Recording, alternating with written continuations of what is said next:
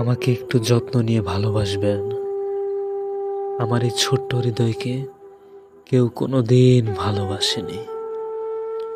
বহু সকাল পার করে দিছি অচেতনে, কেউ ডাকেনি।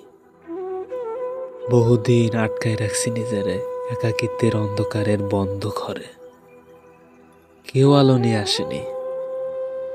বহু রাত ঘুমাইনি আমি, তবুও কেউ ঘুম পাড়ানোর গল্প শোনায়নি।